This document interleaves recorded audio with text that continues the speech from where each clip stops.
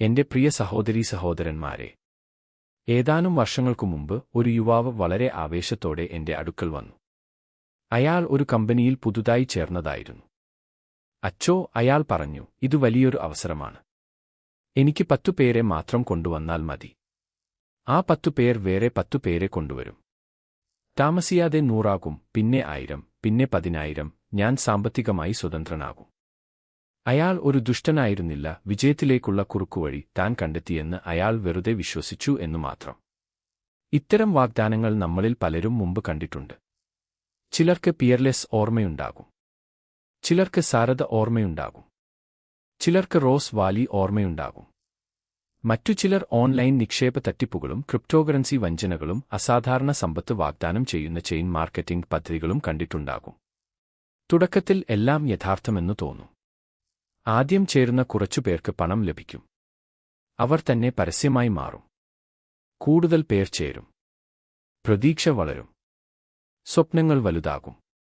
പിന്നെ ഒരു പ്രഭാതത്തിൽ കമ്പനി അപ്രത്യക്ഷമാകും. ഏറ്റവും താഴെയുള്ളവർക്ക് എല്ലാം നഷ്ടപ്പെടും. വിചിത്രമായ കാര്യം, ഇത്തരം പദ്ധതികൾ ഒരിക്കലും യഥാർത്ഥത്തിൽ അപ്രത്യക്ഷമാകുന്നില്ല. അവയുടെ പേരുകൾ മാത്രം മാറുന്നു. എന്തുകൊണ്ട്? കാരണം മനുഷ്യഹൃദയം ഒരിക്കലും മാറുന്നില്ല. നമുക്കെല്ലാവർക്കും കുറുക്കുവഴി ഇഷ്ടമാണ്. ത്യാഗമില്ലാതെ വിജയം വേണം, കുരിശില്ലാതെ മഹത്വം വേണം. അവിടെ നിന്നാണ് ഇന്നത്തെ സുവിശേഷം ആരംഭിക്കുന്നത്. അപേക്ഷ. യാക്കോബിന്റെയും യോഹന്നാന്റെയും അമ്മ യേശുവിന്റെ അടുക്കൽ ഒരു അസാധാരണ അപേക്ഷയുമായി വരുന്നു. അങ്ങയുടെ രാജ്യത്തിൽ എന്റെ ഈ 2 പുത്രന്മാരും, ഒരാൾ അങ്ങയുടെ വലത്തും ഒരാൾ ഇടത്തും ഇരിക്കാൻ അനുവദിക്കണമേ. ഇതു കേൾക്കുമ്പോൾ അമ്പരപ്പ് തോന്നും. എന്നാൽ സത്യസന്ധമായി പറഞ്ഞാൽ നമ്മളിൽ പലരും ഇതേ കാര്യം തന്നെ ചോദിക്കുമായിരുന്നു. പ്രാധാന്യം ആഗ്രഹിക്കാത്തവർ ആരുണ്ട്?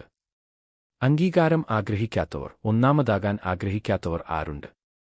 യേശു ഭൗമികമായ ഒരു രാജ്യം സ്ഥാപിക്കാൻ പോകുകയാണെന്ന് യാക്കോബും യോഹന്നാനും വിചാരിച്ചു. അവർ സ്ഥാനങ്ങളെയും പദവികളെയും അധികാരത്തെയും ബഹുമാനത്തെയും കുറിച്ചു സ്വപ്നം കണ്ടു. എന്നാൽ യേശുവിന്റെ മനസ്സിൽ തികച്ചും വ്യത്യസ്തമായ ഒരു കാര്യമായിരുന്നു. അവരുടെ അപേക്ഷയ്ക്ക് നേരിട്ട് ഉത്തരം നൽകാതെ യേശു ഒരൊറ്റ ചോദ്യം മാത്രം ചോദിക്കുന്നു. ഞാൻ കുടിക്കാൻ പോകുന്ന പാനപാത്രം നിങ്ങൾക്ക് കുടിക്കാമോ? യേശു ചോദിക്കാത്തത് ശ്രദ്ധിക്കുക. നിനക്ക് പ്രസംഗിക്കാമോ? സംഘടിപ്പിക്കാമോ? നേതൃത്വം നൽകാമോ എന്ന് യേശു ചോദിക്കുന്നില്ല. എന്റെ പാനപാത്രം നിനക്ക് കുടിക്കാമോ എന്നു മാത്രമാണ് ചോദിക്കുന്നത്. 2 തരം പാനപാത്രങ്ങൾ. കപ്പ് എന്ന വാക്ക് ഇന്ന് നമ്മുടെ ലോകത്ത് വളരെ പ്രചാരമുള്ളതാണ്. ഏതാനും ദിവസങ്ങൾക്കു മുമ്പ് ദശലക്ഷക്കണക്കിന് ഫുട്ബോൾ ആരാധകർ കളിക്കാർ ഒരു കപ്പ് ഉയർത്താൻ പോരാടുന്നത് കണ്ടു. എല്ലാ കുട്ടിയും ലോകകപ്പ് ഉയർത്തുന്നത് സ്വപ്നം കാണുന്നു. കായികതാരങ്ങൾ ഒരു ട്രോഫിക്കായി വർഷങ്ങളോളം പരിശീലിക്കുന്നു. രാഷ്ട്രീയക്കാർ അധികാരം പിടിച്ചെടുക്കാൻ പോരാടുന്നു. വ്യാപാരികൾ വിജയം കെട്ടിപ്പടുക്കാൻ അധ്വാനിക്കുന്നു. എല്ലാവരും ഒരു കപ്പ് ഉയർത്താൻ ആഗ്രഹിക്കുന്നു. എന്നാൽ യേശു തികച്ചും വ്യത്യസ്തമായ ഒരു പാനപാത്രത്തെക്കുറിച്ചാണ് സംസാരിക്കുന്നത്. എന്റെ പാനപാത്രം നിനക്ക് ഉയർത്താമോ എന്നല്ല യേശു ചോദിക്കുന്നത്. എന്റെ പാനപാത്രം നിനക്ക് കുടിക്കാമോ എന്നാണ്. ലോകത്തിന്റെ പാനപാത്രം സ്വർണം കൊണ്ടുള്ളതാണ്. ക്രിസ്തുവിന്റെ പാനപാത്രം സ്നേഹവും ത്യാഗവും ക്ഷമയും ആത്മസമർപ്പണവും കൊണ്ട് നിറഞ്ഞതാണ്. ലോകത്തിന്റെ പാനപാത്രം ക്യാമറകൾക്കു മുന്നിൽ ഉയർത്തപ്പെടുന്നു. ക്രിസ്തുവിന്റെ പാനപാത്രം നിശബ്ദമായി വഹിക്കപ്പെടുന്നു. ലോകത്തിന്റെ പാനപാത്രം കുറച്ചു വർഷങ്ങൾ മാത്രം നിലനിൽക്കുന്നു. ക്രിസ്തുവിന്റെ പാനപാത്രം നിത്യതയിലേക്ക് തുറക്കുന്നു. യാക്കോബിന്റെ മറുപടി. യാക്കോബ് ഉടനെ മറുപടി പറഞ്ഞു, ഞങ്ങൾക്കു കഴിയും. താൻ പറയുന്നത് എന്താണെന്ന് യാക്കോബ് ശരിക്കും മനസ്സിലാക്കിയിരുന്നോ? ഒരുപക്ഷേ ഇല്ല. യേശു ഗൊൽഗോഥയിലേക്ക് നടന്നുകൊണ്ടിരിക്കുമ്പോൾ യാക്കോബ് ഇപ്പോഴും ഒരു സിംഹാസനത്തെക്കുറിച്ചു സ്വപ്നം കണ്ടുകൊണ്ടിരുന്നു. എന്നാൽ യേശു ആ മറുപടി സ്വീകരിച്ചു. നീ തീർച്ചയായും എന്റെ പാനപാത്രം കുടിക്കും. എത്ര മനോഹരം! തന്റെ മുന്നിൽ നിൽക്കുന്ന യാക്കോബിനെ മാത്രമല്ല, കൃപ സൃഷ്ടിക്കാൻ പോകുന്ന യാക്കോബിനെയും യേശു കണ്ടു. ഉത്ഥാനം അവനെ മാറ്റും. പെന്തക്കോസ്ത് അവനെ മാറ്റും. പരിശുദ്ധാത്മാവ് അവനെ രൂപാന്തരപ്പെടുത്തും. അഭിലാഷിയായ മീൻപിടുത്തക്കാരൻ ധീരനായ അപ്പോസ്തലനായി മാറി. ബഹുമാനം ആഗ്രഹിച്ച മനുഷ്യൻ ക്രിസ്തുവിനുവേണ്ടി രക്തം ചൊരിഞ്ഞ ആദ്യ അപ്പോസ്തലനായി മാറി. കൃപ അവന്റെ അഭിലാഷത്തെ ത്യാഗമാക്കി മാറ്റി. നാം പലപ്പോഴും ശ്രദ്ധിക്കാതെ പോകുന്ന മറ്റൊരു വിശദാംശം ഇവിടെയുണ്ട്. യേശുവിന്റെ വലത്തും ഇടത്തും ഇരിക്കാൻ യാക്കോബ് ആഗ്രഹിച്ചു. എന്നാൽ ആ സ്ഥാനങ്ങൾ ഒടുവിൽ ആരാണ് കൈവശപ്പെടുത്തിയത്? കൊട്ടാരത്തിലല്ല, അന്ത്യ അത്താഴത്തിലുമല്ല, സ്വർഗത്തിലുമല്ല, ഗൊൽഗോഥയിൽ യേശുവിനെ ക്രൂശിച്ചപ്പോൾ 2 കുറ്റവാളികൾക്കിടയിൽ ഒരാൾ വലത്തും ഒരാൾ ഇടത്തും. യാക്കോബ് ആഗ്രഹിച്ച സ്ഥാനങ്ങൾ ആദ്യം കഷ്ടതയുടെ സ്ഥാനങ്ങളായിരുന്നു. താൻ എന്താണ് ചോദിക്കുന്നതെന്ന് അവനറിയില്ലായിരുന്നു. യേശുവിന് അറിയാമായിരുന്നു. ക്രിസ്തുവിന്റെ മഹത്വത്തിൽ പങ്കാളിയാകുന്നതിനു മുമ്പ് ഒരാൾ ആദ്യം അവന്റെ കുരിശിൽ പങ്കാളിയാകണം. യഥാർത്ഥ പാഠം ഇതാണ്. വിശുദ്ധ യാക്കോബിന്റെ വലിയ പാഠം. യാക്കോബിന് അഭിലാഷം ഉണ്ടായിരുന്നു എന്നതായിരുന്നില്ല പ്രശ്നം. ഔദാര്യമുള്ള സ്വപ്നങ്ങളെ ദൈവം അപലപിക്കുന്നില്ല, ദൈവം അവയെ രൂപാന്തരപ്പെടുത്തുന്നു. യാക്കോബ് മഹത്വം ആഗ്രഹിച്ചു. യഥാർത്ഥ മഹത്വം എന്താണെന്ന് യേശു അവനെ പഠിപ്പിച്ചു. മഹത്വം എന്നാൽ മറ്റുള്ളവർ നിന്നെ സേവിക്കുന്നതല്ല, നീ മറ്റുള്ളവരെ സേവിക്കുന്നതാണ്. മഹത്വം എന്നാൽ ആദരിക്കപ്പെടുന്നതല്ല, വിലയിടാതെ സ്നേഹിക്കുന്നതാണ്. മഹത്വം എന്നാൽ സിംഹാസനത്തിൽ ഇരിക്കുന്നതല്ല, കുരിശു ചുമക്കുന്നതാണ്. നമുക്കോരോരുത്തർക്കും ഒരു പാനപാത്രമുണ്ട്. എന്റെ പ്രിയ സഹോദരീ സഹോദരന്മാരെ, നമുക്കോരോരുത്തർക്കും ഒരു പാനപാത്രമുണ്ട്.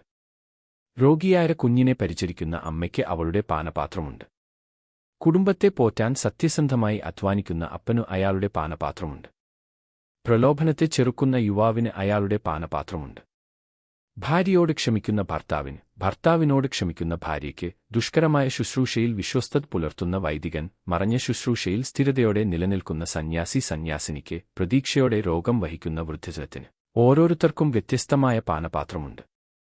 എന്റെ പാനപാത്രം എന്താണ് എന്നതല്ല ചോദ്യം. ഞാൻ അതു ക്രിസ്തുവിനോടൊപ്പം കുടിക്കുമോ എന്നതാണ് ചോദ്യം. കർമ്മലീത്തർ എന്ന നിലയിൽ നാം ഇത് നന്നായി മനസ്സിലാക്കുന്നു. സ്നേഹം തെളിയിക്കപ്പെടുന്നത് വാക്കുകളാലല്ല, പ്രവൃത്തികളാലാണ് എന്ന് വിശുദ്ധ അവിലായിലെ തെരേസ് നമ്മെ ഓർമ്മിപ്പിക്കുന്നു. സുഖസൗകര്യങ്ങൾ തേടിയല്ല, മറിച്ച് പൂർണ്ണമായി ദൈവത്തിന് സമർപ്പിച്ചുകൊണ്ടാണ് നാം ദൈവവുമായുള്ള ഐക്യത്തിലെത്തുന്നത് എന്ന് വിശുദ്ധ കുരിശിന്റെ യോഹന്നാൻ പഠിപ്പിക്കുന്നു. കുരിശ് ദൈവത്തിന്റെ ശിക്ഷയല്ല, അത് സ്നേഹത്തിന്റെ ദൈവിക വിദ്യാലയമാണ്. പാനപാത്രം ഒരു ശാപമല്ല, അത് ക്രിസ്തുവുമായുള്ള കൂട്ടായ്മയാണ്. ബലിപീഠത്തിലെ പാനപാത്രം. ഇപ്പോൾ, പ്രിയ സഹോദരീ സഹോദരന്മാരെ, ഈ ദിവ്യബലിയിൽ എന്താണ് സംഭവിക്കാൻ പോകുന്നതെന്ന് ശ്രദ്ധിക്കുക. അല്പസമയത്തിനുള്ളിൽ വൈദികൻ ഒരു പാനപാത്രം ഉയർത്തും. എന്നാൽ ഇത് ലോകകപ്പല്ല, ഇതൊരു ട്രോഫിയല്ല, ഇത് ക്രിസ്തുവിന്റെ പാനപാത്രമാണ്. യാക്കോബിനോട് കുടിക്കാൻ യേശു ആവശ്യപ്പെട്ട അതേ പാനപാത്രം, പുതിയ ഉടമ്പടിയുടെ പാനപാത്രം, രക്ഷയുടെ പാനപാത്രം. വിശുദ്ധ കുർബാന സ്വീകരിക്കാൻ വരുമ്പോൾ ഈ ആമേൻ എന്നു പറയുന്നത് ഞാൻ വിശ്വസിക്കുന്നു എന്നതിലും അധികമാണ് നാം പറയുന്നത്. നാം പറയുന്നു, കർത്താവേ, അങ്ങയുടെ കൃപയാൽ ഞാൻ അങ്ങയുടെ പാനപാത്രം കുടിക്കാൻ സന്നദ്ധനാണ്. ഈ വിശ്വസ്തമായ സ്നേഹത്തിന്റെ പാനപാത്രം, ക്ഷമയോടെയുള്ള ശുശ്രൂഷയുടെ പാനപാത്രം, ക്ഷമയുടെ പാനപാത്രം, ഉത്ഥാനത്തിലേക്കു നയിക്കുന്ന കുരിശിന്റെ പാനപാത്രം. ഒരൊറ്റ ചോദ്യം. അതിനാൽ ഇന്ന് വിശുദ്ധ യാക്കോബിന്റെ തിരുനാളിൽ നമുക്ക് നമ്മോട് തന്നെ ഒരു അവസാന ചോദ്യം ചോദിക്കാം. ഞാൻ വിജയിക്കുമോ എന്നല്ല, ഞാൻ പ്രധാനിയാകുമോ എന്നല്ല യേശു ചോദിക്കുന്ന ഒരൊറ്റ ചോദ്യം മാത്രം. നിനക്ക് എന്റെ പാനപാത്രം കുടിക്കാമോ? ഒരിക്കൽ സിംഹാസനം സ്വപ്നം കണ്ട് ഒടുവിൽ കുരിശിനെ ആശ്ലേഷിച്ച വിശുദ്ധ യാക്കോബ് നമുക്കുവേണ്ടി മാധ്യസ്ഥ്യം വഹിക്കട്ടെ. താഴ്മയോടും വിശ്വാസത്തോടും കൂടെ ഇപ്രകാരം മറുപടി പറയാൻ നമുക്കും ധൈര്യം ലഭിക്കട്ടെ. കർത്താവേ, അങ്ങയുടെ കൃപയാൽ എനിക്കു കഴിയും. ആമേൻ.